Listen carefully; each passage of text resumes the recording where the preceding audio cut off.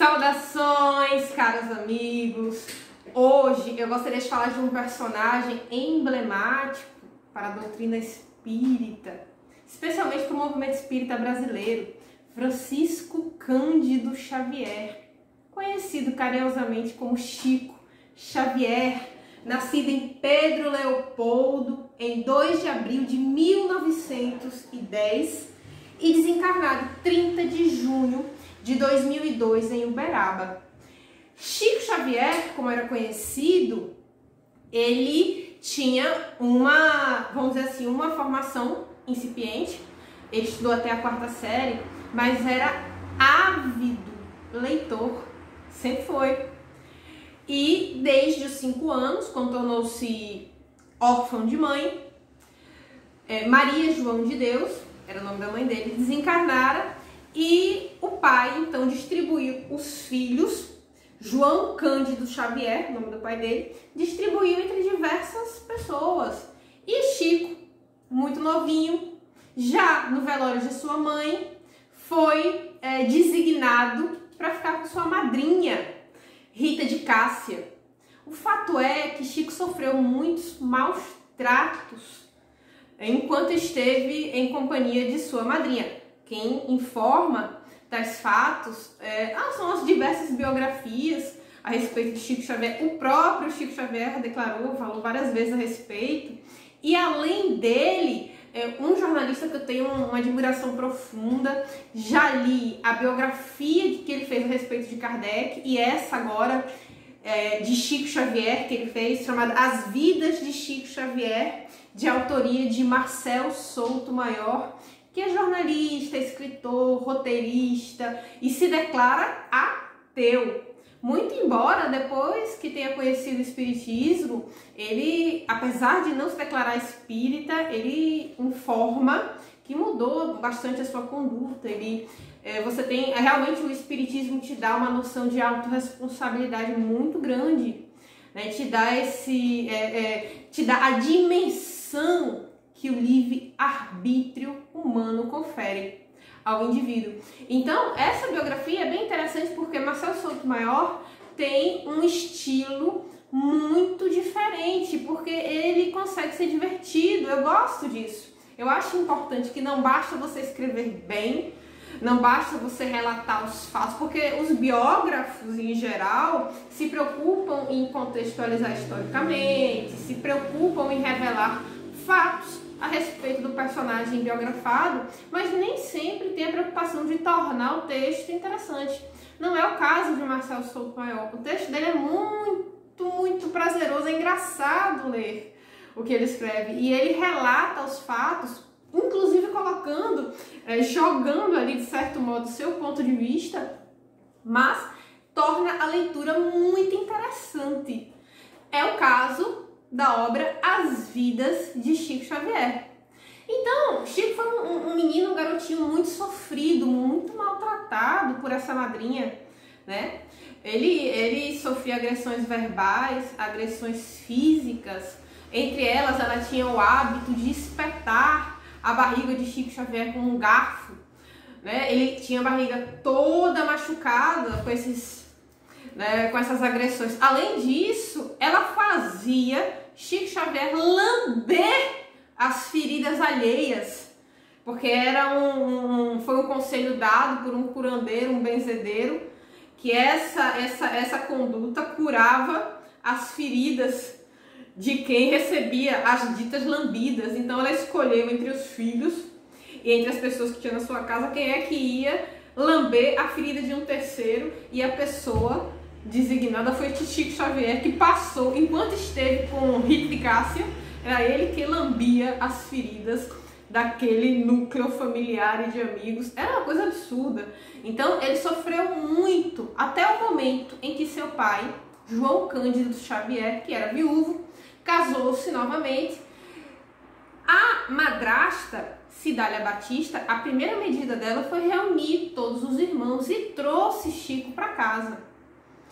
Quando ela viu as feridas que Chico tinha das agressões na barriga, das garfadas que ela levava, ele disse: ela disse a ele: nunca mais ninguém vai pôr a mão em você. E de fato tratou Chico muito bem, com muito carinho. Não somente ele, como seus irmãos do primeiro casamento de João Cândido Xavier e os que teve nessa nova união. Então a trajetória de Chico é uma trajetória de muito sofrimento, porque ele era médium ostensivo desde a primeira infância. Então era tido na cidade, inclusive, como uma pessoa louca, né? Seu pai, inclusive, apoiou muito por conta disso, porque ele via pessoas mortas, dava notícia dos parentes desencarnados, via também constantemente sua mãe, que lhe amparava nos momentos de desespero, porque enquanto era maltratado pela madrinha, a mãe lhe dava força, lhe dava fé, lhe dava resignação, até o dia em que uma das irmãs de Chico Xavier teve um problema sério, obsessivo, e seu pai, não tendo mais a quem recorrer com a situação da enfermidade e cunho mental da irmã de Chico, procurou um casal de espíritas que conseguiu reverter o quadro por conta da aplicação de passes, do tratamento espiritual. Quando Chico viu aquilo, recebeu o Livro dos Espíritos, o Evangelho segundo o Espiritismo. Quando ele leu aquelas obras, ele se identificou espírita, ele via que tinha sentido para todos aqueles eventos que ele vinha vivendo desde a mais tenra idade. Então ele passou a estudar a doutrina espírita, a praticar a mediunidade. Ele foi educado do ponto de vista espiritual e, muito jovem, publicou seu primeiro livro psicografado aos 21 anos, Parnaso de Além Túmulo, que eu tenho um carinho especial, né? Porque reúne poetas ilustres da literatura brasileira e portuguesa também. Então, mas o mais interessante de Chico, além da sua vasta bibliografia de obras psicografadas, de inúmeros, acho que mais de 2.000 espíritos comunicantes, enfim, além disso, ele tinha um caráter extremamente caridoso. Eu acho que o que marcou realmente Francisco Cândido Xavier, o Chico Xavier, é o fato de que ele praticou a caridade a vida inteira.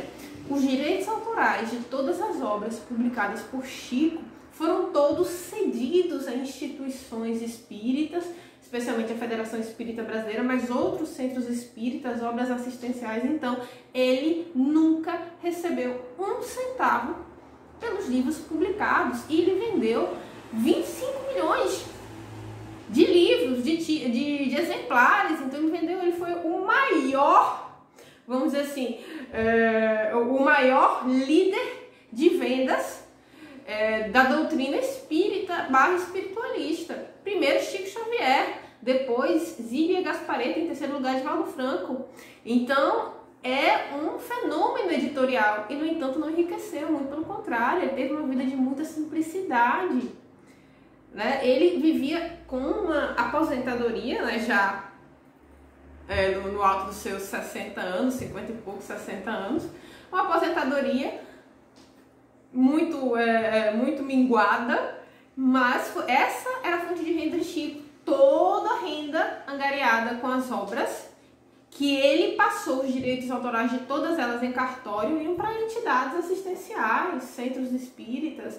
Então ele não enriqueceu com as obras psicografadas, pelo contrário, ele teve uma vida de grande simplicidade. Chico não era conhecido, ele não era, vamos dizer assim, um conferencista espírita, tal como Divaldo Franco, porque Divaldo Franco, ele é o conferencista espírita, ele é referência nessa atividade, além, evidentemente, das suas atividades assistenciais e da sua mediunidade transparente, cristalina. Eu particularmente sou fã de Divaldo Franco, adoro, né? Mas Chico Xavier, o perfil de Chico é um perfil muito diferente, né? Ele não era conferencista espírita, muito embora ele tenha dado algumas entrevistas que ficaram muito famosas, tais como aquelas no programa Pinga Fogo, que foi um sucesso na época de audiência. na antiga TV Tupi, mas ele era marcadamente, o seu foco sempre foi a psicografia.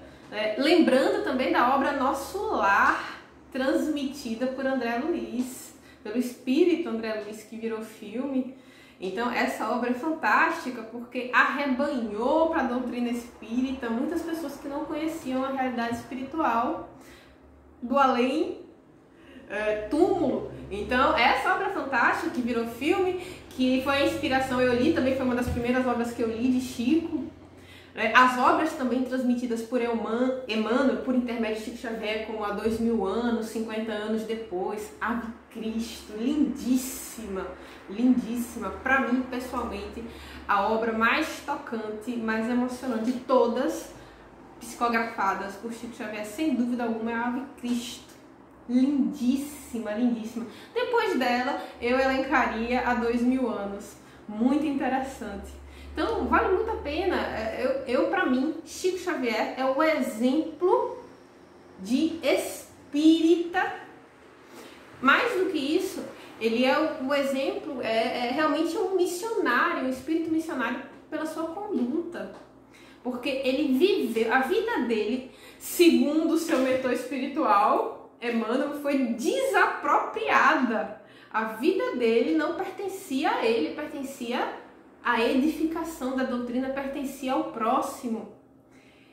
Até o momento em que ele desencarnou, ele trabalhou incessantemente, psicografando avidamente.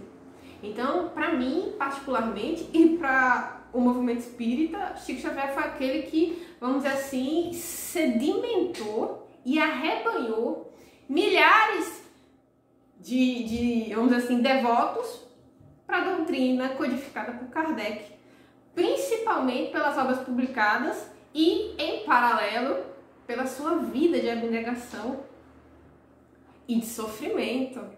Então, eu particularmente recomendo muito a biografia de Marcel Souto Maior, As Vidas de Chico Xavier. Me intriga, inclusive, esse título, porque quando você lê, você imagina que você vai ler um relato a respeito das vidas passadas de Chico Xavier, né? Que a uma ou outra nós temos conhecimento, o movimento espírita sabe. Mas, na verdade, quando Marcel Souto Maior intitula a obra As Vidas de Chico Xavier, na verdade, ele faz menção às facetas daquele indivíduo. O seu perfil caridoso, o perfil do trabalhador espírita, o perfil do funcionário público devotado, o perfil do dirigente espírita. Então é bem interessante essa obra e conta lances muito engraçados da vida de Chico Xavier.